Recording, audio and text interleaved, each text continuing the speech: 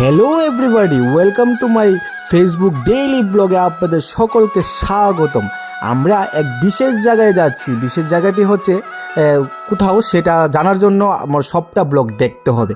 তো এখানে আমরা একটা বিউসিতে গ্যাস ঢুকানোর জন্য আমরা দাঁড়িয়ে পড়েছিলাম। তো সবার সাথে কথাবার্তা চলছিল, কারণ গ্যাস যদি ঢুকানো হয় তাহলে গাড়ি থেকে সবাইকে নামিয়ে দেওয়া হয়। তারপর গাড়ির যে কতগুলো মানুষ ছিলাম আমরা, সেটাই আপনাদেরকে শেয়ার করার চেষ্টা করেছি। তারপর ফাইনালি আমরা যেখানে যাওয়ার উদ্দেশ্যে রওনা হয়েছিলাম সেখানে চলে এসেছি। এটা হচ্ছে আমার বোনের বাড়ি।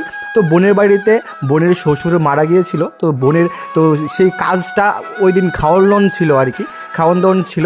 তো সেই উপলক্ষে আমরা তাদের বাড়িতে গিয়েছিলাম সবাই মিলে।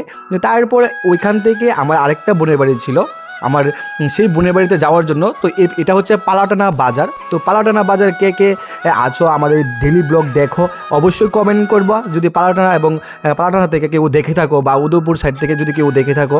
তো এখানে একটা উৎসব ছিল এবং এখানে প্রত্যেক বছর বৈশাখ মাসে এই শীতলা মেলাটা হয়। এখানে 3টা বট গাছ নিচ থেকে উঠেছে কিন্তু একসাথে জড়ো হয়েছে। তো অবশ্যই এই বট গাছটা তোমরা দর্শন করতে পারছো, দিব্য দর্শন। তো ফাইনালি আমার বোনের বাড়িতে চলে এসেছি। এই বোনের বাড়িতে আমরা আমি যে কত গিয়েছি এবং কত এনজয় করেছি, কত আনন্দ করেছি। তো অনেক স্মৃতি, অনেক স্মৃতি এটাতে জড়িয়ে আছে। তো সেই কারণে আমি একটু ছোট্ট ভিডিওর মধ্যে আপনাদের সবাইকে দেখে নিলাম। এটা হচ্ছে একটা লিচু গাছ, এত পরিমাণে সেই গাছ থেকে আমি সারাদিন লিচু খেতাম।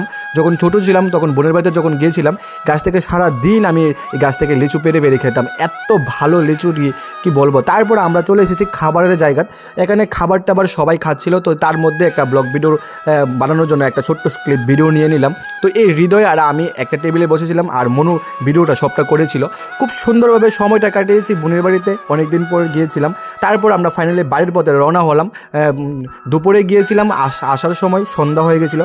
তো আমার এই ব্লগ ভিডিওটা কে কে দেখো অবশ্যই আমার এই পেজটাকে ফলো করে দেবে। সবাইকে অসংখ্য ধন্যবাদ এবং সবাইকে আমার এই ফেসবুক ব্লগে দেখা একটা করে কমেন্ট করে দেবে। সবাইকে অসংখ্য ধন্যবাদ।